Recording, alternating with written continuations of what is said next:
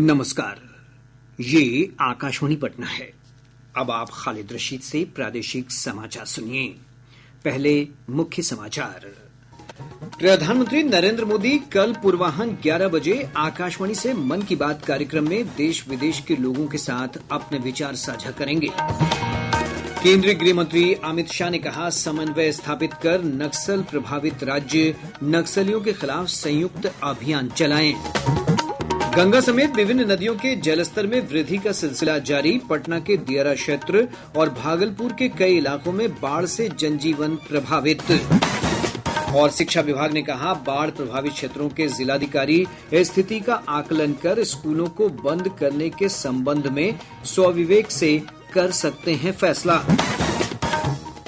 अब समाचार विस्तार से।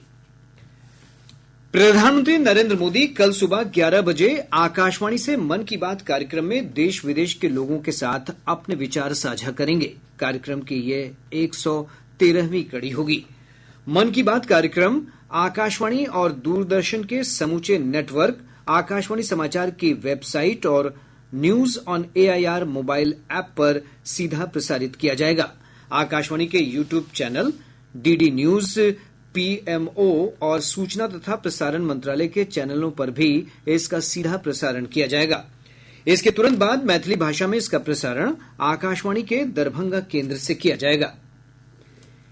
केंद्रीय गृह मंत्री अमित शाह ने कहा है कि नक्सल प्रभावित राज्य समन्वय बनाकर नक्सलियों के खिलाफ संयुक्त अभियान चलाएं। श्री शाह ने रायपुर में नक्सल प्रभावित राज्यों की अंतर्राज्यीय समिति की बैठक को संबोधित करते हुए कहा कि वामपंथी उग्रवाद से प्रभावित क्षेत्रों में सुरक्षा और विकास संबंधी मुद्दों और कार्य योजनाओं की समय समय पर समीक्षा होनी चाहिए। उन्होंने कहा कि बिहार, उड़ीसा जैसे प्रदेशों में नक्सलवाद पर काफी हद तक काबू पा लिया गया है। केंद्रीय गृह मंत्री ने कहा कि 2026 तक अन्य क्षेत्रों से भी नक्सलवाद को समाप्त करने का लक्ष्य निर्धारित किया गया है। बैठक में केंद्रीय गृह राज्य मंत्री नित्यानंद राय, गृह विभाग के आला अधिकारियों के साथ विभिन्न नक्सल प्रभावित प्रदेशों के मुख्य सचिव और पुलिस महानिदेशक शामिल हुए। उप मुख्यमंत्री सम्राट चौधरी ने कहा है कि कांग्रेस पार्टी देश विरोधी शक्तियों के साथ साठगांठ कर रही है। पटना में संवाददाताओं से बातचीत करते हुए श्री चौधरी ने कहा कि जम्मू कश्मीर में कांग्रेस पार्टी और नेशनल कॉन्फ्रेंस का गठबंधन अवसरवादी गठबंधन है। उन्होंने कहा कि कांग्रेस पार्टी को बताना चाहिए कि वो भारतीय हितों के साथ है या नहीं। तो कांग्रेस पार्टी को ये बताना चाहिए पूरे भारत को कि क्या 370 के साथ जो नेशनल कॉन्फ्रेंस कहती है कि 370 फिर से बहाल करेंगे, आर्टिकल 35A फिर से हम बहाल करेंगे, तो कांग्रेस पार्टी उनके साथ है या भारत के लोगों के साथ। दूसरा, नेशनल कॉन्फ्रेंस कहती है कि इस देश में कश्मीर एक अलग देश के तौर पर जाना जाएगा और जिसको अलग झंडा का निशान भी देना पड़ेगा। तो कांग्रेस पार्टी को ये भी बताना चाहिए और इंडी गठबंधन के लोगों को कि क्या आप तिरंगे के विरोधी हैं, तिरंगा नहीं चाहते हैं और अलग से निशान जम्मू कश्मीर के लिए चाहते हैं। राज्य से होकर गुजरने वाली अधिकांश नदियों के जलस्तर में लगातार बढ़ोतरी हो रही है। केंद्रीय जल आयोग से प्राप्त जानकारी के अनुसार गंगा नदी पटना के गांधी घाट में खतरे के निशान से 50 सेंटीमीटर और हाथीदह में 58 सेंटीमीटर ऊपर बह रही है। नदी का जलस्तर भागलपुर के कहलगांव में लाल निशान से 88 सेंटीमीटर ऊपर दर्ज किया गया है। घाघरा नदी का जलस्तर सीवान के दरौली में 32 सेंटीमीटर ऊपर दर्ज किया गया। इधर गंडक नदी का जलस्तर गोपालगंज के डुमरिया घाट में खतरे के निशान से 64 सेंटीमीटर ऊपर रिकॉर्ड किया गया। फिलहाल नदी का जलस्तर यहां स्थिर बना हुआ है। बूढ़ी गंडक नदी खगड़िया में खतरे के निशान से 108 सेंटीमीटर ऊपर बह रही है। वहीं बागमती नदी का जलस्तर मुजफ्फरपुर के बेनीबाद में लाल निशान से 102 सेंटीमीटर ऊपर दर्ज किया गया।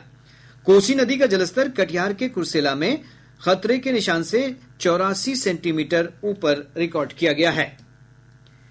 इधर गंगा नदी में उफान से प्रदेश के कई स्थानों पर बाढ़ जैसे हालात बन गए हैं। पटना के गांधी घाट, दीघा घाट और हाथीदह में गंगा नदी का जलस्तर खतरे के निशान को पार कर गया है, जिससे दियारा क्षेत्रों समेत निचले इलाकों में बाढ़ का पानी घुस गया है। ब्यौरा हमारे संवाददाता से।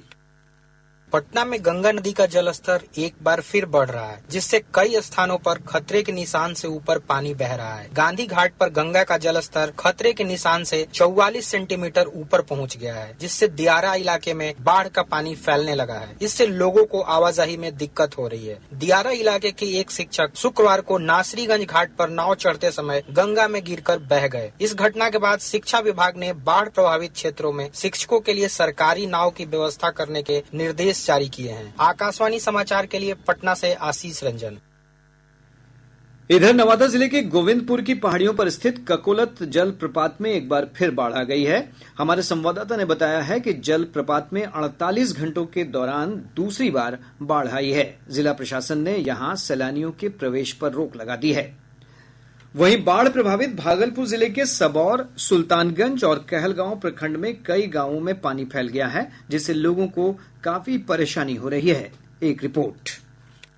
भागलपुर जिले के गोपालपुर प्रखंड अंतर्गत इस्माइलपुर बिन टोली के पास तटबंध ध्वस्त होने के बाद जल संसाधन विभाग की ओर से रेस्टोरेशन का कार्य कराया जा रहा है। वहीं जिले के कहलगांव, नाथनगर के रत्तीपुर बैरिया, अजमेरीपुर, बिंद टोली, हरिदासपुर, घोचदासपुर सहित आसपास के निचले इलाकों में बाढ़ का पानी फैल रहा है। बाढ़ का पानी फैलने से किसानों द्वारा रोपा गया धान डूबने लगा है। खेतों में लगी सब्जी की फसल डूब गई है। कहलगांव के मध्य विद्यालय 58 के पास 40 मीटर खेत कटकर गंगा में मिल गया। गंगा का जलस्तर खतरे के निशान से लगभग 80 सेंटीमीटर ऊपर बताया जा रहा है। जिला प्रशासन द्वारा बाढ़ पीड़ितों के बीच राहत कार्य तेज कर दिया गया है। आकाशवाणी समाचार के लिए भागलपुर से विनोद कुमार।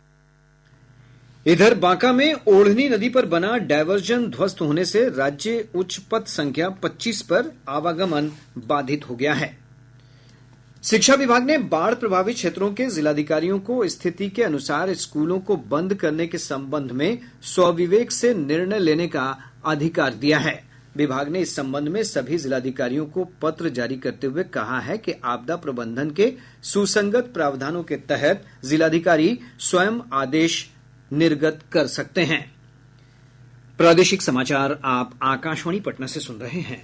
ताजा समाचारों के लिए आप हमारे एक्स हैंडल AIR_News_ पर जा सकते हैं। प्रदेश में मानसून की सक्रियता से विभिन्न स्थानों पर बारिश का सिलसिला जारी है। मौसम विभाग ने आज गया और मुंगेर जिले में कुछ स्थानों पर मेघ गर्जन, वज्रपात और तेज हवा के साथ बारिश की संभावना जताई है। दक्षिण बिहार के कुछ भागों में आज हल्की से मध्यम वर्षा एवं उत्तर बिहार में मौसम ज्यादा सक्रिय नहीं रहेगा। 1-2 स्थानों पर हल्की वर्षा का ही पूर्वानुमान है। अगले 2 दिनों के दौरान मानसून की गतिविधि पुनः कमजोर हो जाएगी। सुबह और शाम तक गर्मी एवं वातावरण में नमी बढ़ जाने के कारण तपन और उमस अगले 2 दिनों तक बिहार के अनेक भागों में बना रहेगा। जनता दल यूनाइटेड ने नई प्रदेश कमेटी का गठन कर दिया है। नई कमेटी में 10 उपाध्यक्ष, 49 महासचिव, 46 सचिव, 9 प्रवक्ता और 1 कोषाध्यक्ष समेत 115 सदस्यों को शामिल किया गया है। पार्टी के प्रदेश अध्यक्ष उमेश कुशवाहा ने आज इस संबंध में अधिसूचना जारी की। पूर्व सांसद महाबली सिंह, MLC संजय सिंह, पूर्व MLC हारून रशीद को प्रदेश उपाध्यक्ष बनाया गया है। ललन कुमार सर्राफ कोषाध्यक्ष बनाए गए हैं। गौरतलब है कि पिछले वर्ष मार्च में गठित जदयू की जम्बो प्रदेश कमेटी को आज ही भंग कर दिया गया था। उसके बाद 1 घंटे के बाद ही एक छोटी प्रदेश कमेटी बनाई गई है। बिहार विधानसभा के अध्यक्ष नंदकिशोर यादव ने विधानसभा परिसर में बनने वाले डिजिटल संग्रहालय के निर्माण से संबंधित विभिन्न बिंदुओं पर चर्चा के लिए अधिकारियों के साथ बैठक की। बैठक में संग्रहालय में 5 गैलरियों में बिहार के लोकतंत्र, अब तक रहे राज्यपाल, मुख्यमंत्री, विधानसभा अध्यक्ष, उत्कृष्ट विधायक से जुड़े अभिलेख और बिहार विधानमंडल पुस्तकालय में संरक्षित महत्वपूर्ण ऐतिहासिक अभिलेख को प्रदर्शित किए जाने पर सहमति बनी है। गौरतलब है कि इस डिजिटल संग्रहालय का शिलान्यास बिहार शताब्दी वर्ष समारोह के दौरान प्रधानमंत्री नरेंद्र मोदी ने किया था। आकाशवाणी पटना की ओर से आज संगीत संध्या कार्यक्रम के तहत पटना स्थित बिहार संग्रहालय के सभागार में रस बूंदिया कार्यक्रम का आयोजन किया जा रहा है। कार्यक्रम का उद्घाटन संग्रहालय के महानिदेशक अंजनी कुमार सिंह ने किया। जाने माने शास्त्रीय गायक राजेंद्र कुमार सिजुआर, सितार वादक पार्थ बोस और कई अन्य नामचीन कलाकार अपनी प्रस्तुति दे रहे हैं। केंद्रीय चयन पर्षद सिपाही भर्ती की 5वें चरण की परीक्षा कल प्रदेश के 545 केंद्रों पर आयोजित की जाएगी। परीक्षा एक पाली में दोपहर 12 बजे से 2 बजे तक ली जाएगी। अभ्यर्थियों को केंद्रों में प्रवेश 10:30 बजे तक ही दिया जाएगा। पुलिस मुख्यालय की निगरानी में परीक्षा की शांतिपूर्ण आयोजन के लिए तैयारियां की गई हैं। सिपाही भर्ती परीक्षा का आयोजन कुल 6 चरणों में किया जा रहा है। बेतिया रेलवे स्टेशन पर आज भारत गौरव यात्रा ट्रेन को पश्चिम चंपारण के सांसद डॉक्टर संजय जायसवाल ने हरी झंडी दिखाकर रवाना किया। ये ट्रेन श्रद्धालुओं को 2 धाम और 6 ज्योतिर्लिंगों का दर्शन कराते हुए 12 दिनों बाद वापस आएगी। इस अवसर पर श्री जायसवाल ने कहा कि यह भारत सरकार की महत्वाकांक्षी योजना है, जिसके तहत धर्मावलंबियों को प्रमुख तीर्थ स्थलों का भ्रमण कराया जा रहा है। वहीं समस्तीपुर में सांसद शांभवी चौधरी ने इस ट्रेन को हरी झंडी दिखाकर आगे रवाना किया। शिवहर के राष्ट्रीय उच्च पथ संख्या 104 पर देकुली धरमपुर के पास ट्रक और ऑटो की टक्कर में ऑटो पर सवार आधा दर्जन लोग घायल हो गए। घायलों का इलाज शिवहर सदर अस्पताल में चल रहा है। अररिया जिले के अलग अलग थाना क्षेत्र से पुलिस ने भारी मात्रा में प्रतिबंधित 1230 टैबलेट और 60 लीटर शराब के साथ 1 दर्जन से अधिक अपराधियों को गिरफ्तार किया है। अपराधियों के पास से 6 मोबाइल और 1 बाइक जब्त की गई है। दरभंगा के पुलिस अधीक्षक जगुनाथ रेड्डी जला रेड्डी ने कर्तव्यहीनता और धोखाधड़ी के आरोप में केवटी थाना में पदस्थापित एक पुलिस निरीक्षक समेत 3 पुलिसकर्मियों को निलंबित कर दिया है। मधुबनी जिले के सदर अस्पताल परिसर में नवनिर्मित मॉडल अस्पताल में शॉर्ट सर्किट से आग लग जाने के कारण लाखों की संपत्ति जलकर राख हो गई। अररिया के जिलाधिकारी इनायत खान ने अनुकंपा के आधार पर 11 अभ्यर्थियों को नियुक्ति पत्र प्रदान किया।